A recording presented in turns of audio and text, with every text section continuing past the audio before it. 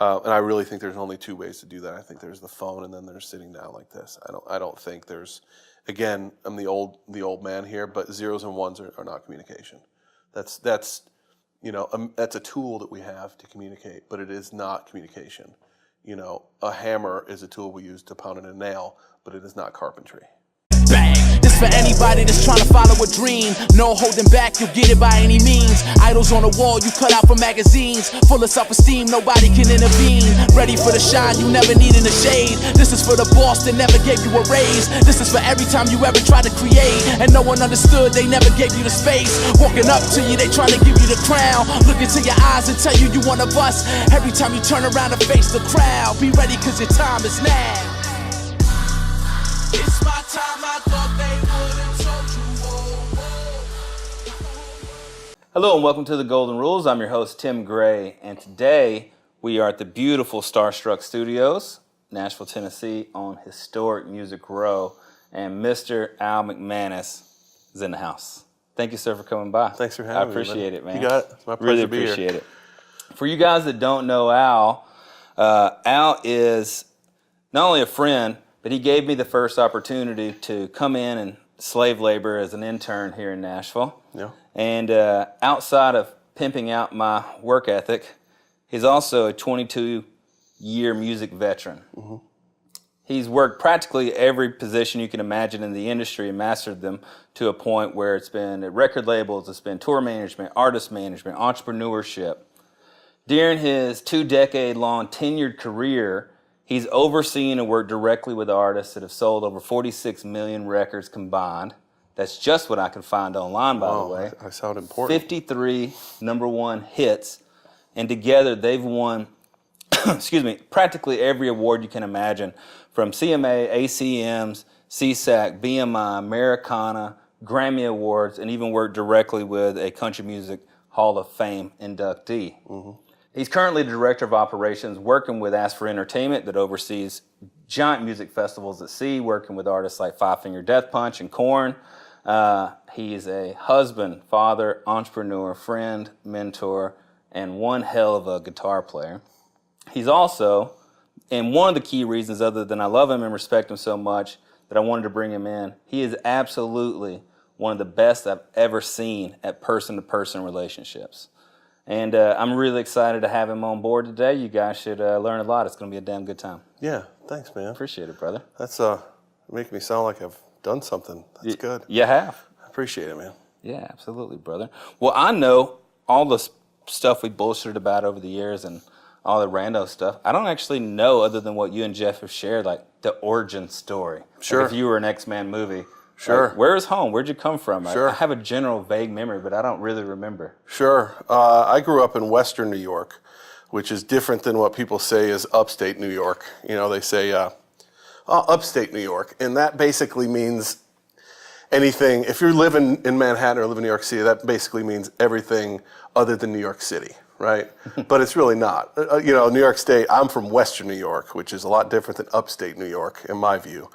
Basically Buffalo, New York. My mother grew up in Buffalo, New York. My father grew up in a little town called Hornell, New York, which is where I was born and raised. And I moved to Nashville in 1996 or so. Mm-hmm. And at that time, I'll skip ahead to the good parts. I went to college. After high school, I kind of, let me get it right here. After high school, which wasn't pleasant for me, after high school, I moved in central New York and moved there with my sister and played in bands and just tried to do the thing as kind of a recording artist, guitar player kind of thing. And farted around with that for probably 4 years or so. And then I moved to Manhattan at some point during there, maybe, I don't even know what year that would be, 94. And the big city was just not my thing. I was just so overwhelmed. I grew up where there was more cows than people, and moving into Manhattan from that environment was just too much to handle for me at one time. Maybe I wasn't mature enough or ready enough to do that. So I called my parents and I said, "Can I move back home with you?" And my dad said, "Why?" And I said, "I want to go to college." And that pause was for dramatic effect because I didn't really want to go to college necessarily. But I did. I moved back in with my parents and tucked my tail between my legs, and it's just all part of who you are and what you wind up becoming, and taking my lumps. And I went to school at Alfred State College and I studied court reporting, which I don't know why I did that. That's random as hell. Yeah, stenography. Yeah. And I did that for about a year and a half, and I came to Nashville for spring break, and that was like March of '96. I had a good friend who you mentioned, Jeff Lecision, who was in town working at Warner Brothers Records, and I came into town for spring break to visit him, and I met about 10 people that became lifelong friends, and I still have friends now. And I went back to college, and I just looked around and I said, "What the hell am I doing here? This is not where I'm supposed to be." So I basically quit college and worked really hard to save a bunch of money, planning on moving to Nashville. And then I got lucky to a certain extent, but luck is a weird thing, right? Yeah. You kind of make your own. I got a phone call from Jeff saying, "Hey, there's a position open in the mailroom at Warner Brothers." He's like, "I don't know what's going to happen, but I can get you an interview." So at that time, the beginning of June of '96, I think it was '96. I always confuse this. It may have been '97. I drove down to Nashville. I interviewed for this job. I knew nothing about the music industry whatsoever. And I somehow talked my way into this job in the mailroom and got hired on a Friday, drove back to New York State 12 hours, loaded up my car with anything that would fit in my car, and drove back to Nashville and started on a Monday. And I spent about a year in the mailroom there. And that was a great experience for me. I learned how to hustle, and that was kind of, if you want to just skip to the end of this interview, that's where it is for me, is the hustle and being accountable and being present. And I was accountable and present and worked really hard in the mailroom. And at that time, the mailroom was hopping, man. It was kind of it was right at the beginning of digital. And the mailroom was a hopping place to be, man. It was you're hustling, mail. Yeah, you're doing actual mail and mailings, and dropping 1,500 FedEx envelopes together and putting CDs in them and personalized letters. And I felt that relationship from the radio promotion team. It was your kind of extension of the radio promotion team. They'd call down to the mailroom and say, "Hey, WIVK, Knoxville needs this thing overnighted." And you felt like you were helping. You're sending the new Travis Tritt single to the program director, and you're part of the process. And it was really exciting being part of that team, even on a small level like that. So when you get in those jobs and you have those opportunities, you just make the most of them, and you hustle and you work as hard as you can, and you don't worry about what the hours you're putting in. You don't worry about how early or how late. You just do the job, So from there, I got introduced to an artist manager in Nashville, and I'm just completely skipping ahead. No. Am I okay? No, You haven't even asked me to talk. I'll pick them up. And I got introduced to an artist manager in town and started working for him as his assistant. And that was a company called Gold Mountain Entertainment. And after about 6 months of being his assistant, I kind of moved into the day-to-day realm of artist management, which if y'all aren't familiar with what day-to-day is, it's basically the manager. It's all the minute details of the artist's career and artist's life, and usually the manager should be overseeing the kind of the larger picture things, the bigger picture relationships, and in the meantime, the day-to-day manager is really the one, communicating with the artist the most, I feel like, and really digging into what their artistry is all about. From scheduling photo shoots and making sure band guys show up in rehearsals and budgets and recording budgets and everything from hustling around and picking up their dog from doggy daycare or whatever it may be. That's a big part of management, and the day-to-day management is kind of that world that I jumped into. And to this day, as of February 2018, I'm still an artist manager. In the past 4 or 5 years, I've kind of let a little bit of that part of my business go in favor of the festival from the promoter side of things. But to back up a little bit, while I was at Gold Mountain, I think it was 99 or so, I had been doing day-to-day management for Ronnie Millsap, who's a country music artist and now a member of the Country Music Hall of Fame. And his tour manager wasn't working out with him and his tour manager. And I had been doing a lot of those duties in the office and not going on the road, but I was taking care of a lot of those tour management duties in addition to the day-to-day duties. And he called me and said, baby, why don't you just go ahead and come out on the road with me, baby? Would you mind doing that? And I said, man, I'd be honored to do that. So for the next 5 years, I served as his tour manager and day-to-day manager in the office. So it was a lot of work. The summertime, there weren't many really days off. It was Monday through Friday or Monday through Thursday in the office, and then Thursday night was bus call. And in the country music industry, for the most part, with some exceptions, it's a weekend warrior thing. So I'm hopping on the bus on Thursday night and work until Sunday afternoon or maybe Monday morning, and then I'm right back in the office. So summer times were lengthy and productive and busy. But you're young and you just do, and it was exciting. It was great to have. I was doing that work from the office, and I was just kind of handing a folder to the tour manager saying, "Here's your tour. Have fun," right? So when I had the opportunity to go on the road and actually execute those things that you put together, and I'd been advancing a show for 6 weeks with a promoter, and then somebody else would go meet them, and that was kind of disappointing. So when I had the opportunity to do that, I jumped on it. And that was great. I mean, that is the road. If you want to talk about the music industry and you want to talk about artistry, artists, for the most part, in my opinion, the real artistry happens on the stage. That's when they get to connect. That's when they get to do what they do. They want to play. A lot of artists just want to be in the studio and sing and play in the studio. That's fine. But for the most part, artists want to go on the road and they want to play their music in front of people. And so when you're a tour manager, you really get to know not even necessarily the larger part of the music industry per se, but you learn about artistry real quick and what the artist expects on the road and a lot of the production stuff and a lot of how the nuances of the band and how a great artist, a Country Music Hall of Famer, how he puts on a show. And the show is the middle, the beginning, the middle, and the end, and it has this ebb and flow. And here's this guy who had 40 number one hits, who I'm watching his show on a nightly basis, for years and years and years, and you really figure out, boy, this is a show. It's put together, and it would change and tweak, but he knew how to draw the audience in. He knew how to engage with them during the songs. He knew how to speak to them. He knew how to handle hecklers and in weird situations and how to handle poor production on a certain night if there's feedback, and how do you get through that in big events where there's 30,000 people watching, or big TV events when there's a nationwide audience, and how do you handle those stressful moments and leading up to that, and what do you do to prepare for those things, and what do you do when you're not prepared, and how to fake it. He was great at faking it. I remember there's a story where he got honored with the ACM Pioneer Award, and he's blind, and he took some notes with his Braille recorder and brailled it out and printed them out and had them in his pocket. So he knew exactly who to thank, because he couldn't read a teleprompter, right? Sure. He couldn't read his handwritten notes. That would be awkward on TV, right?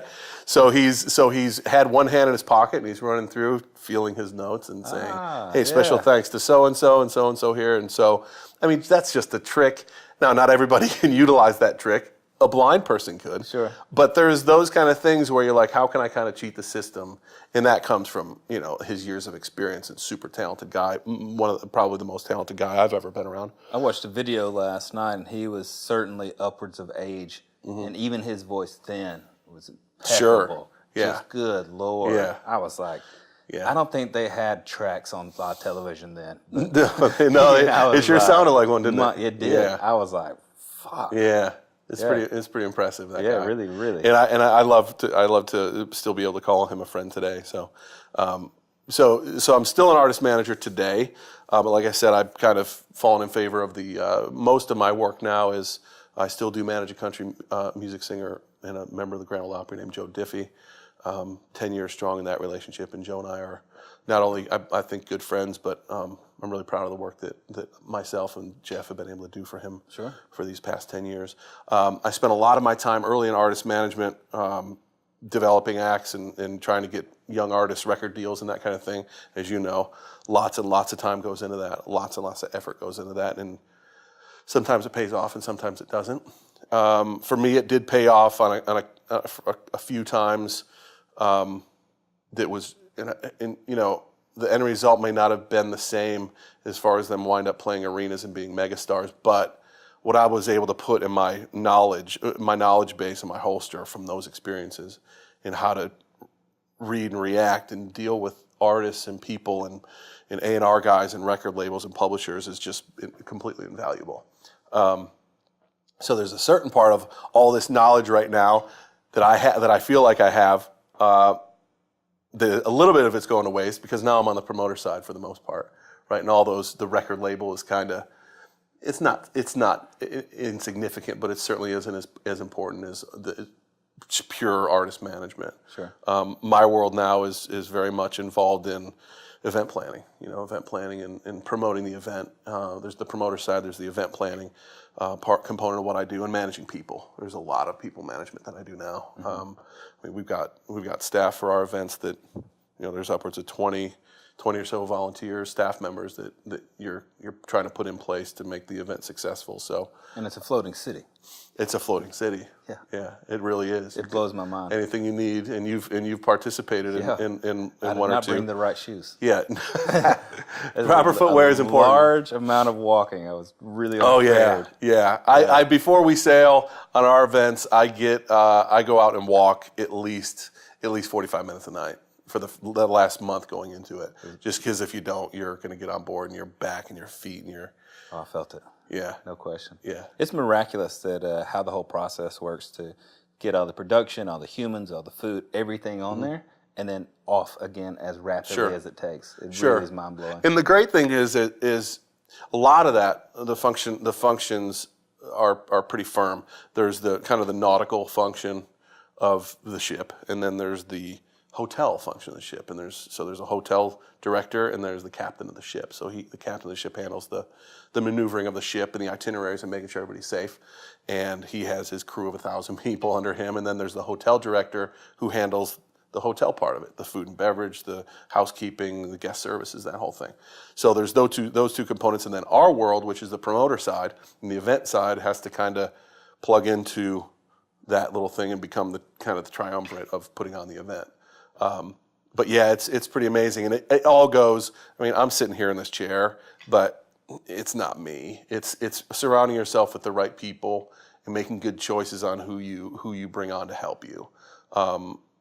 There's, like I said, there's six people at our company now, and they're all exceptional people. I mean, they could be sitting here just as easily as I could. Sure. Who do a ton of the work, and then I get to sit up there as the director of operations and sit here with you. But there's a lot of people it takes to put those things on and to make it successful. Now, all the things that you've touched, from being on stage to coming out on the road with baby bands and touring with superstar legends, the day-to-day, the artist management, all of it, when did it get to a place where you were like, I can do this? Like throughout the hustle, when did it become clear, like, oh yeah? Mm-hmm. When I left Gold Mountain and I'll mention that, I left Gold Mountain in 2007 or 2008. My timeline might be a little bit weird because I'm always looking forward. When I left that company, I thought I had it figured out. I had a couple of artists that were pulling me to be their manager, and I thought, you know what, I can do this. I'm looking at a boss or a colleague and going, I'm kicking ass, I'm better, Sure. And so I left my company and bet on myself and took a leap of faith. And luckily I had a business partner and a good friend that kind of jumped with me, so that I think that really helped me in kind of conquering your fear, knowing that somebody had your back. But really the question being, when did I know, is the day I thought I knew, and you think you have it, and you're still nervous, and you're excited, and you think you've got it under control, but you really don't. I mean, let me tell you, these guys, sitting running all these companies around here, they're shitting their pants just like everybody else. Now they're confident and knowledgeable, but there's decisions that they make that they go, I don't know how this is going to work out. And they go home and go, whew, I hope this works out. And when it works out, they go, yeah, I made that plan. I made that decision. Yeah. When it doesn't work out, they get fired, and then they go and hopefully they can find another job. But it's a matter of confidence and some self-awareness and trusting yourself, trusting the process, believing in yourself. I wake up every day in what I do and look forward to learning something. I think if you wake up every morning thinking you know everything is the moment you should just quit or just, realize that you're an asshole.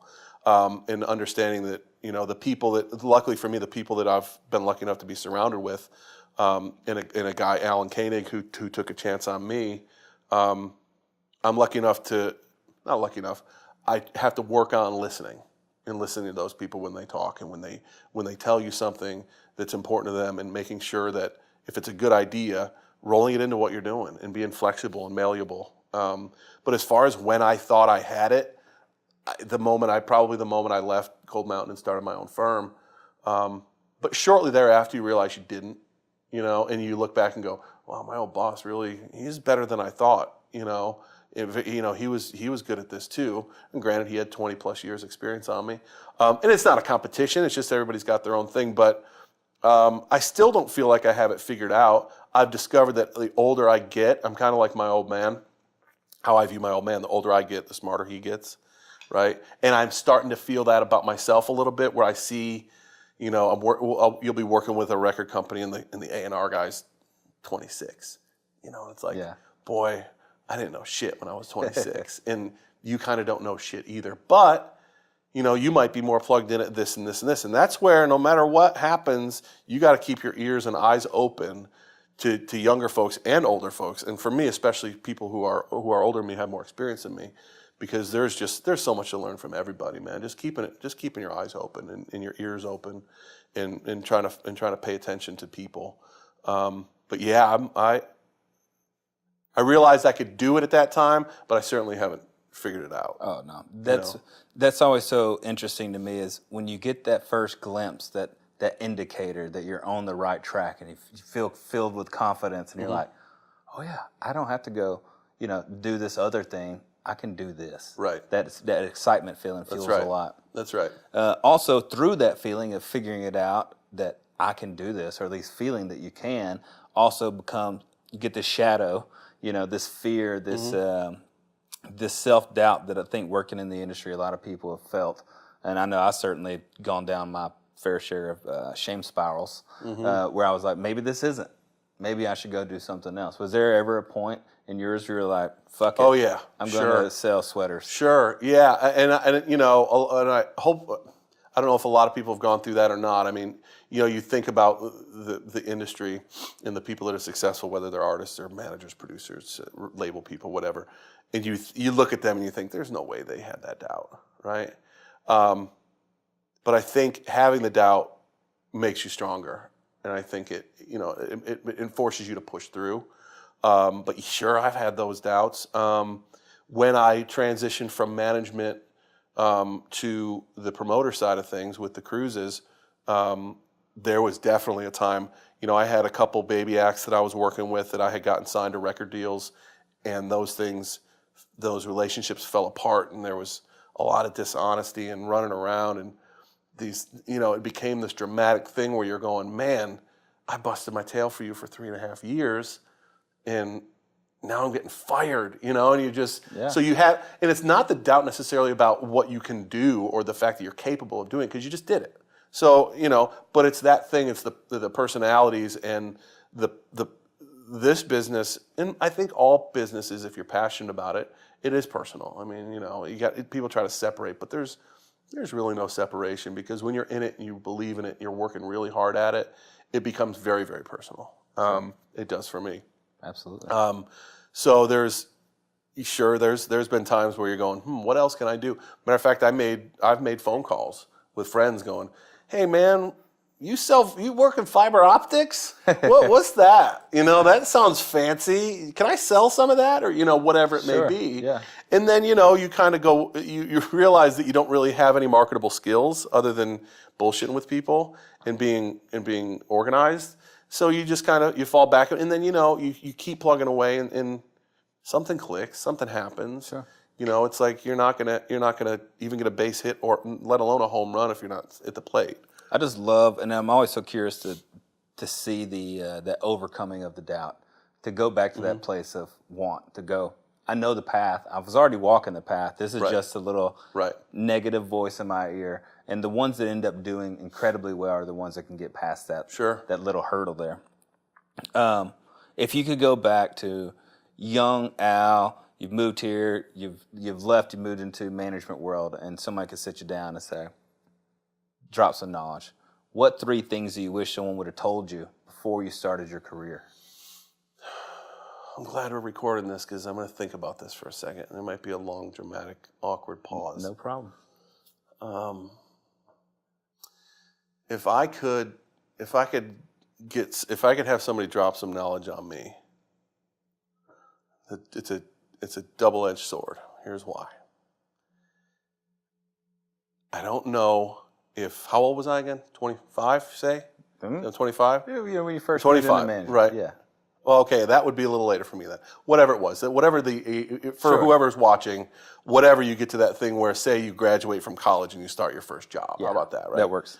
The problem with that is, the double-edged sword to me is that I don't know if I would listen, right? Sure. Because there's part of being 25, I sound like an old fuddy-duddy, but there's part of being 25 where you're either consumed with yourself or whatever you got going on or what you think is right, and the old me wouldn't have listened. I go back to my old man. It's like, Dad, why didn't we talk about finances? Why did I finance this car?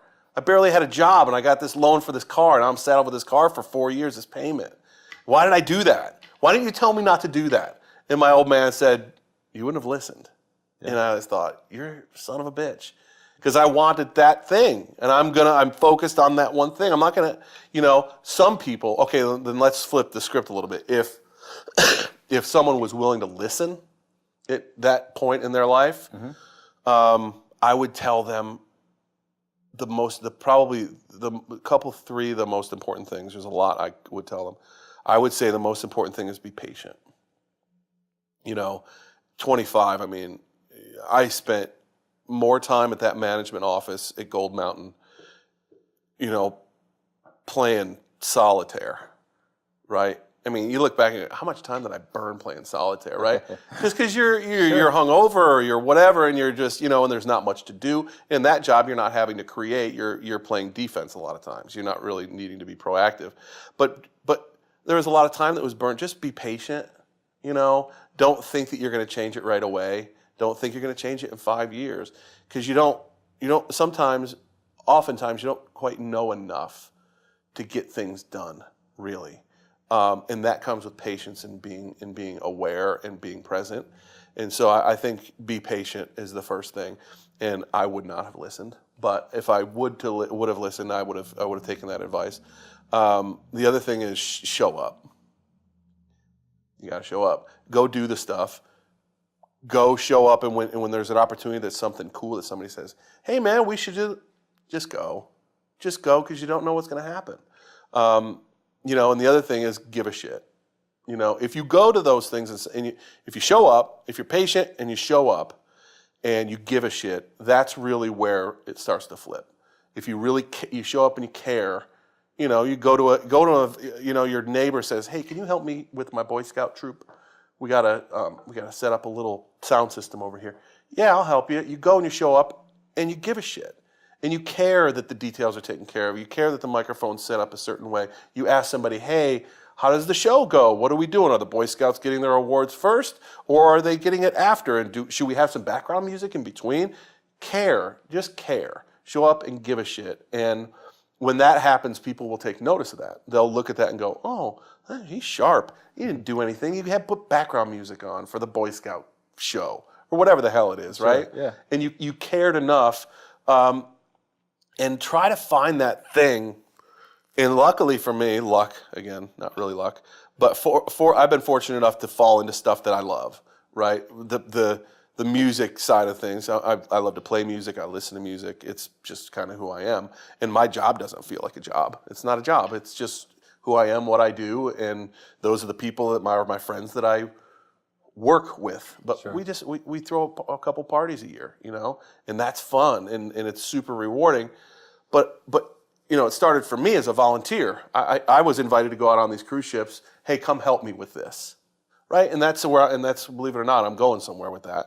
I showed up. Hey, show up to this, and I'm going to go volunteer. What do you want? What am I doing? He's like, oh, I just need you to check the artists in, like tour manager stuff. Oh, okay, yeah, I do that anyway. So I showed up, and then when I got there, I gave a shit. I started looking around, going, okay, Korn's here. I know that band. They're cool. I want to take care of them because I'm an artist manager and I'm a tour manager. So let me take care of them and do those things that I know what to do to make sure that they're comfortable and they're checked into the boat, right? So I showed up, said yes, and then I gave a shit. It was like, I want to make this right, Let's get the line over here. The gear goes here. They show up here.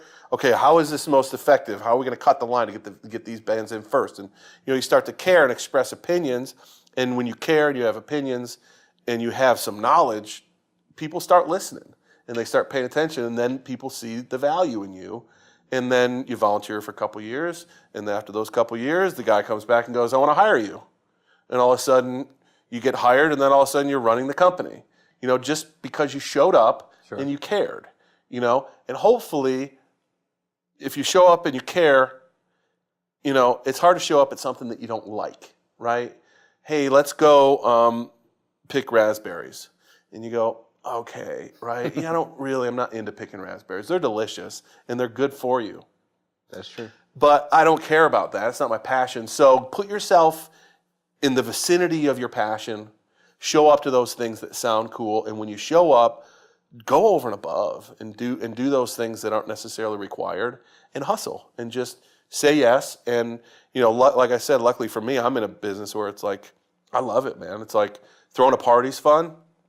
And having artists around and music and stages and lights and show and smoke machines. And I ran around 3 years ago. Oh, it was 2015. I ran around trying to find a portable inhaler for one of the artists on who we had on the ship. These little cans. They look like those things. Yeah.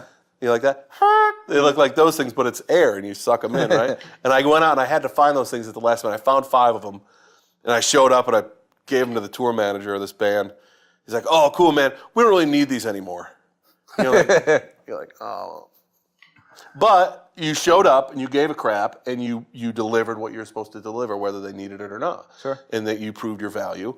And so, yeah, man, it's just a matter of, like I said, being patient, show up, and give a shit. Perfect. Yeah.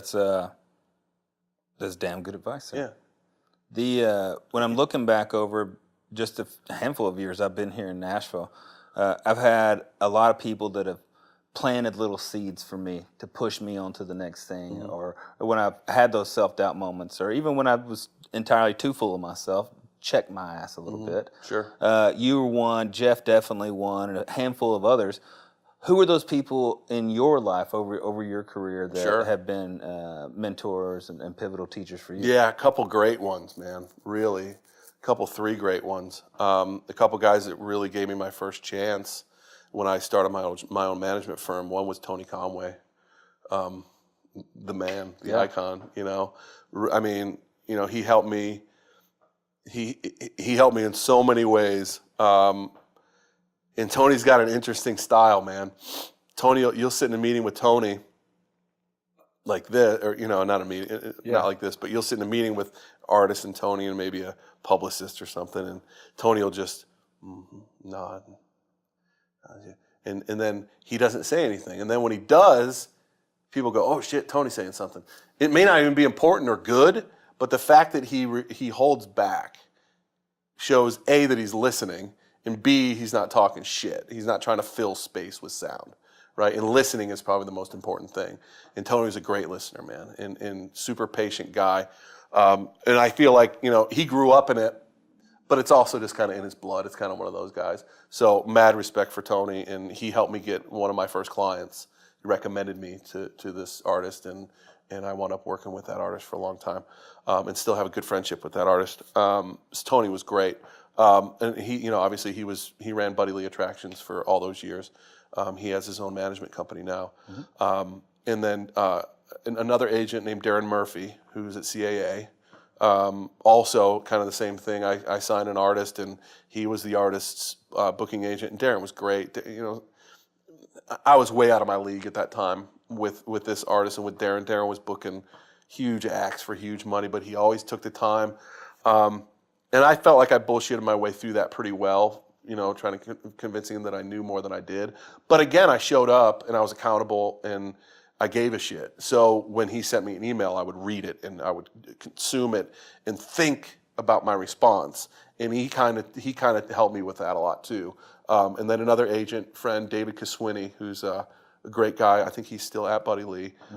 Just as a pal, as a friend, just encouraging and we'll say those right words at the right time. And, hey man, don't worry about it. This happens. It's all It happens, man, and these guys have been doing it for 50 years. And you're like, Sure. Hey, it happens. And when they say it happens, you're like, okay, so I'm not the first idiot to make this mistake, because you never are. You're not, and mistakes are what are the foundation of what you build yourself on, whether your professional career or your personal life. So there's probably more.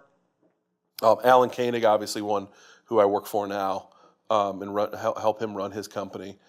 He's been great. Tireless guy, man, just laser focused, committed to what he's created, and he's kind of given me the keys to that car, which is super, super flattering and humbling. Yeah. But yeah, I don't think I've ever been asked that question before about who in the industry has helped. Man, there's a lot of them, a lot of great people over the years. I've had some that when I sit down and I ask myself all these questions first to see, how easy and or difficult it would to answer them. And when I actually got to this, I was able to fill an entire page with people that had impacted me, but maybe I hadn't shown enough appreciation to. I think you're showing off. I think you're just trying to one up because I only came up with 3. No, it would tell you what. There's more. I just can't. That one told me something that he saved my ass when I was really feeling bad and I was going through it. He goes, "How many artists have you managed?" I told him. He goes, "How many times have you been fired?" He's like, "You're not even a real manager till you get fired 12 times." That's right, 12. It's like a hit songwriter.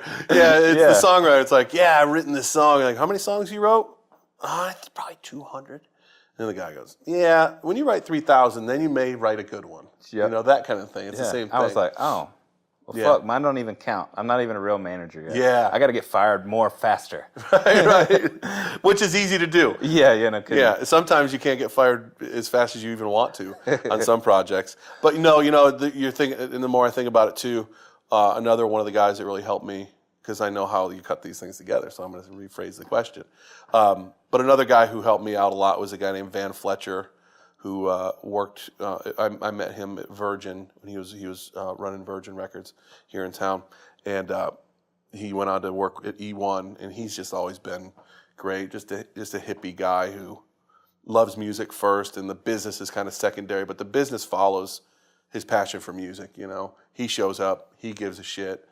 It's not, for him, it's not always about the I's and T's and corporate kind of thing. It's just going with your gut and making people feel good about music. And I kind of hopefully learned a little bit of that from him. He is a super nice dude. Yeah, I'm trying to get him to come on. We're just figuring out days. Yeah. I'm so curious to hear his backstory. Yeah, he'd be a great one. Yeah. He'd be a great one. Great dude. But there honestly, there are a lot. There's a bunch of guys. Bobby Roberts was one. Just kind of has been there, done everything. I think Bobby Roberts' company has merged into a couple other ones over the years. But Bobby's great. Certainly there's, and there's really there's a lot of tour managers over the years that I met on the road. And, those are your what do they call them? Your peers, but your compatriots or whatever the word is. Colleagues. Yeah, you're going, I'm a tour manager, you're a tour manager, we're on the road, we're at this festival together. Les Martinez. Now that's a guy you should probably try to get. That guy's amazing. He's Neil McCoy's tour manager. He's been Neil's tour manager forever. And he's just you want to talk about, Neil's played a lot of big shows, and Neil's got a great organization. And Les just never really feels the pressure, or he doesn't show it. You just never know. And he's so prepared, and he knows all the answers because he's been around for so long. But Les is a great road guy. Yeah, man, some of the road guys, the longtime tour managers, are really interesting people. And they, like I said, they really know artistry. If they've been in those positions for a long time, that's really where, to me, that's where the music business is the music business to me is the stage. And it should almost start there. Oftentimes it doesn't. Sometimes it does. It starts with an artist that tours and just goes out and does the thing. Zach Brown, just first example I could think of. It started with the stage. It started with playing. Then all of a sudden it becomes a business rather than, an artist that's going to be signed to record label one, X over here who, has played a few rounds at the Bluebird. Sure. And there's nothing wrong with that because they can grow into that too, and it's happened a million times. But, for me, the ones that start as performers and own the stage first, those are ones that I love the business side of, Yeah. Because the stage is really, the music business was created because of the stage. Somebody saw an artist on the stage and wanted to say, oh man, we should make everybody hear this and put it on the radio, send them on tour. I mean, that started from an artist on a stage on a gazebo somewhere, I'm sure. Yeah. Maybe I should know the answer to how the music industry started. I don't know it either. Yeah, but I mean, you would think, right? Hopefully we're smart There's a enough book right there. Everything we need to know about the music David business. Passman, right? Or Donald or David? Donald. Donald Passman. Yeah. Read it. Yeah. Yeah. So I know as much as you love music and as much as you play music, what's your favorite part of the business? Is it the human element? Is it the music element? Is it the live element? Is it kind of the grind of doing it all when it's all jumbled together? Sure. Like, what's your favorite thing? My favorite part about it is is getting done. Right? It's the afterglow. That's my favorite part. Specifically with there's been a couple weird situations I've been in. I'll name two of them. I'll tell two quick little stories. One of which was I was not the tour manager for an artist I was managing, and he had some problems getting paid at a venue, and it was just kind of a mud bog. It was out in the middle of, actually it was in Tennessee, but it was in the hills. It was out there, and I was just there as a manager. I just showed up a couple hours before the gig, went on the bus, had a couple drinks, and just the support of the artist, and just kind of getting the overall vibe of how the crew's doing, how the band's doing. And that's important for a manager to go out there and see what's happening, because again, the real business is the artist, and the artist's real business is the show, right? So I was out there, and the tour manager was having a heck of a time trying to get the back half of the payment, right? So we get creative somehow, and I grabbed the iPad, and I went to the promoter, and he's like, man, I really, he's hemming and hawing, whatever excuse is. I said, hey man, you got a credit card? He said, yeah. I said, you do? I said, all right, what's the limit? He told me the limit. I said, oh, that'll work. So I grabbed the iPad from merch, and I said, come on, man, let's go. And there was no cell service. So I got in the car with this guy, and I had the iPad on my lap, and we're driving around. I'm waiting for it's a cellular iPad. I'm waiting for the cell service to come up, and we're driving along, and I'm like, so just shooting the bull about this guy, and he's making all these excuses about why he can't pay, and I get it. It's hard. The promoter, and I live it. The promoter can be a hard job. So I'm driving the hills aimlessly in Tennessee, and finally that iPad went boop, and I saw the cell service come up, and I said, let me see that credit card. So I queued it up and swiped it for the balance, and it was a big number. And I'm waiting in the circle. It's going like this, and then, approved, and I said, hey, sign this, and he signed it.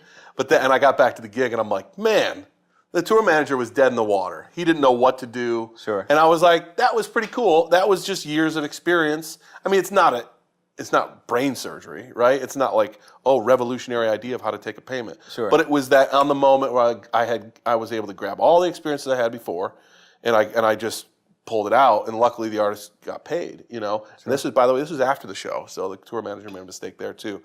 So luckily we were able to get paid. So that was, and that's what I said about it's done. I remember you told me that that's an important lesson. Yeah, well, you told me the first 3 rules. The first 3 rules That's right. of artist management. The first rule is get the money, and then the second one is get the money, and the third one's get the money. So they're 3 very distinct, unique rules.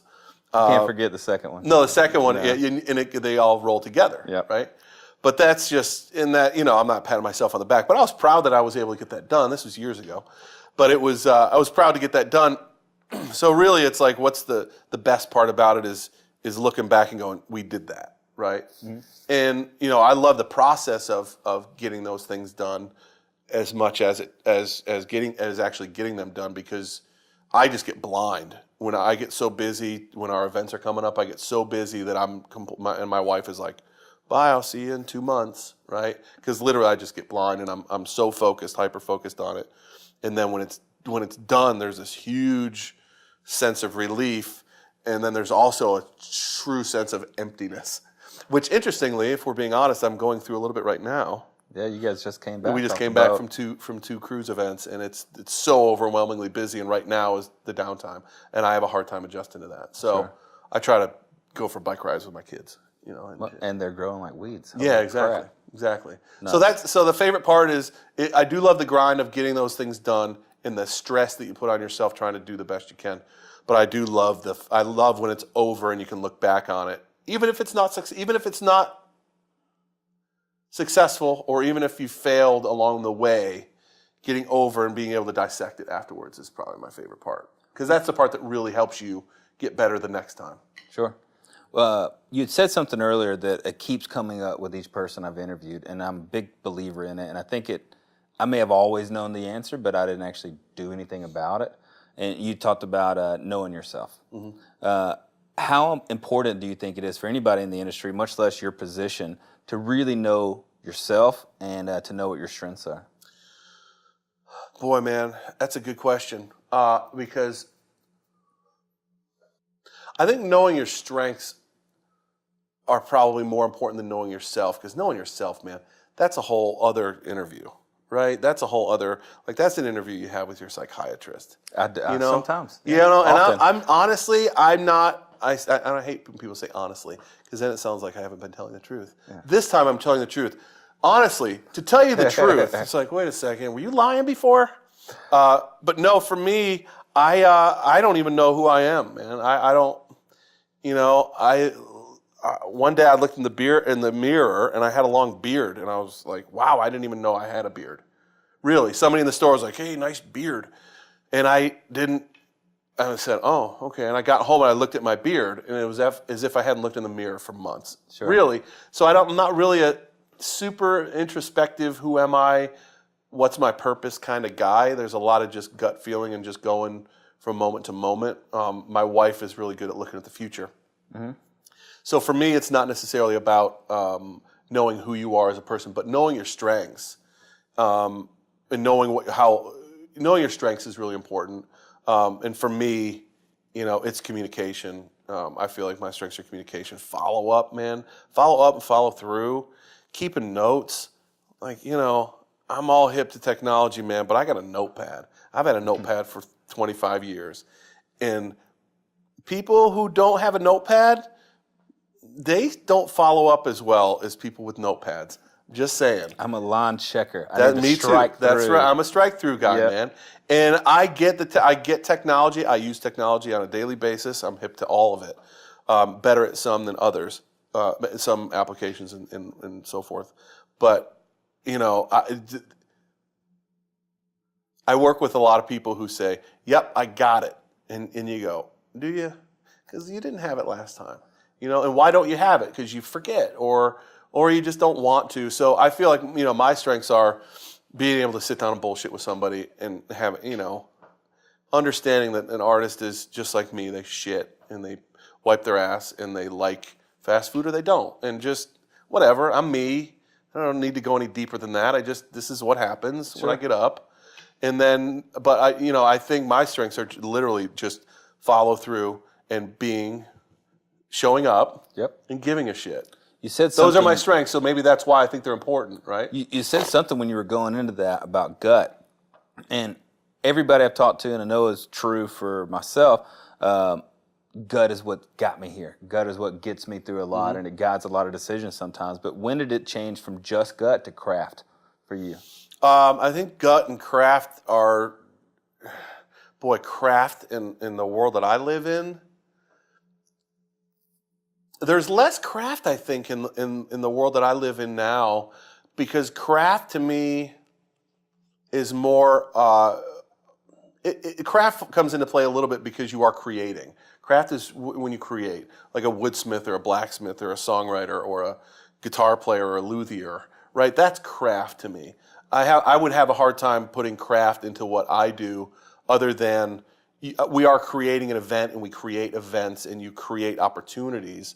But I think it's experience. I think craft is more experience for me.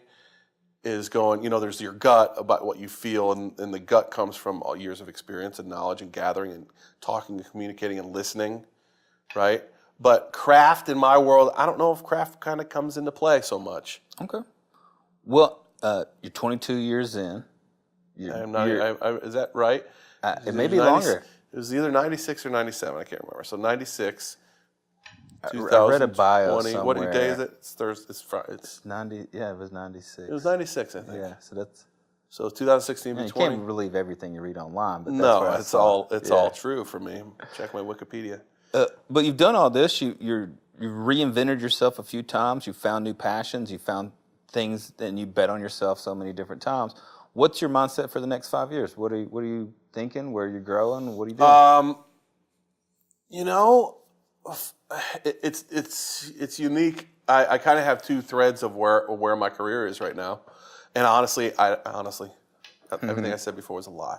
This time is true. Honest. This time, I don't think about a path. Like I said, I'm very much I'm kind of in the moment, kind of a guy. I try to give everything I can in the moment. Not to say you don't plan for things in the future. But like I said, I've got two different paths right now. One is the management path that I'm on with Joe. I don't anticipate expanding that roster because I've got the cruise stuff that takes up so much of my time on the promoter side. Sure. But on the promoter side of things, it's so with Joe, I do have some flexibility there. I could sign some more artists. I could do that kind of thing and grow that company on with Jeff from the management side of things, which I don't know if I have a whole lot of interest in growing that company. I love the unique and personal relationship that I have with Joe now on the management side. But on the cruise side, the promoter side of things, a little bit of that. We're going to grow that business. We have obviously Shiprocked is in its 10th year this year. Shiprock.com. And so that's going to be bigger than ever. It's on the biggest ship we've ever had. That's awesome. We're going out of Galveston, Texas this year. So we're upping it to a 5-day cruise rather than a 4-day cruise. And, I think we're looking to expand that company. We have another cruise called the Crimson Tide Cruise, which is the University of Alabama alumni. That's cruise awesome. is basically a pep rally for 4 days at sea out of Mobile. That's also in 19. So we've got the two events in 19, and we're looking to expand that business. We've got, the great thing is we're all in-house. We've got 7-8 employees at this point, and we can do everything. We can do fulfillment, credit card processing, the whole thing. So we can do on that side of things, as far as the music business is concerned. We can run an event. We can charter a full ship. We can do groups. We can do anything we have the staffing and the people and the finances to do anything we want. So that's going to be exciting. Yeah. The next 5 years, man, I'd love to just kind of keep growing Shiprocked. It's a huge brand. It's a huge event. We're looking at taking it to the UK, maybe. That's awesome. That would be exciting because there's all kinds of exciting music in the UK that's a little bit of a breath of fresh air on the rock music side of things. I personally feel like the UK is kind of kicking our asses right now on the music front. There's a lot better music coming out of the UK right now. It's my opinion. I don't know anything. Not to say there's not great music here, but we're thinking about expanding there. So yeah, there's a whole bunch of whole bunch of different avenues we can look forward to in the next 5 That's years. the cruise world, and I've seen it because we've worked with some other companies and you guys as well on that. Man, it's boundless on the type of ideas that you Sure. can implement, as long as there's a fan base to back it Yeah, up. I mean, if you can do it on land, you can do it at sea. Yeah, I love the concept. It's unique because it's funny. It's not really different than any. It's not really any different than any festival, other than you're on the ocean, right? Mm-hmm. And so, from that standpoint, it's drastically different. You have bands and music and events and the thing is but the interesting thing is about it. It's not a 3-day festival where you go and then you go home and then you talk about it. This is something where you're living with people for 4 days, and that experience of meeting those people and forging those relationships and friendships with people. I mean, we get 60+% returns every year. And those people, and primarily because one guest is in Maine and the other one's in Orlando, and when are they going to see him again? Well, I'll see you next year. Yeah. This is when they go, and it's about friendships. It's not even really about music. It's about the mutual joy of seeing music together. But ultimately, tribe mentality. Totally, that's awesome. Yeah. The one of the things we've been doing for each of the interviews is we're still figuring out who's going to be watching. Like, we don't know if it's going to be a lot of artists or industry entrepreneurs. No clue yet. I hope fucking all of them. Mm-hmm. So what we want to do is try to just drop a little bit of knowledge on each one of the subjects that may be impactful to whoever it is that might be watching. So I'll just give you a sentence. You fire off whatever you think. Okay. Your truth, whatever that may be. No wrongs. Can I start everything with honestly? Honestly. Yeah. Well, it's mandatory. To tell you the truth. I didn't get to the next part. Okay. Yeah. We got an artist, they're grinding, they've got the merch, they're streaming, their social stuff's gone, they've got songs, they're writing every day. They're doing all the things. They just haven't been able to fill the team. Mm-hmm. Just climb that ladder, the next rung, not even all the way to the top. Any advice for that? It's the same advice as the other one, isn't it? All right, probably. It's with artistry, it's I'll hit the 3 points, be patient, show up, and give a shit. With artists, I think you can kind of add to that or maybe tweak it a little bit in that pay attention to the details. The details really do matter.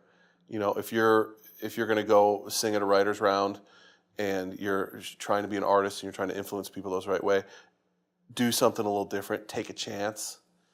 Because if you're patient and you're not expecting anything right overnight, you can take a chance and take a setback. And then you learn from that. If you're playing it safe and doing the same thing every time, I would love to go to a writer's night in Nashville one time and somebody just dropped Jay-Z in the middle of a song. Just do it, or whatever it may be, And I've talked about this probably with you. Hell, man, like a reggae devil went down to Georgia. There's something, something clever.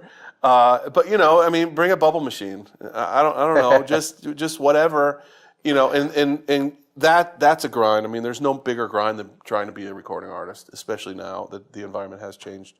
What do you think the secret is? What's the secret? Anybody's trying to become better human, better business person, better artist. I think we've touched on it a lot. I think it's communication. I think it's real, actual, human communication. I think it's sitting down and talking to people, communicating to people as people, communicating with people as people. And I really think there's only 2 ways to do that. I think there's the phone, and then there's sitting down like this. I don't think there's. Again, I'm the old man here, but zeros and ones are not communication. That's that's a tool that we have to communicate, but it is not communication. A hammer is a tool we use to pound in a nail, but it is not carpentry, right? Sure. So real communication. Keep that one, by the way. I'm gonna edit that shit right down to that, because that was yeah. Whoa. But no, I really believe that. And I think, people gripe on millennials and it's like, whatever, it's not, I don't even know what that even is because I don't pay any attention. But I think what it is that there's a digital disconnect. And I think there's a perception of what things are based on zeros and ones versus what they really are. I don't think the world is anywhere near as bad a place as we think it is. I think there's great people out there. I think there's positivity everywhere you look. but you're bombarded with negativity, with zeros and ones. So I think the one piece of advice I would get is make real friends in real human ways and do real communication. And you know, I'm working every day going, and I'm like anybody else. I'll send 100 emails a day when I'm busy or more, and field twice as many. But when I need to really figure out what's going on, you just pick up the phone, you call somebody.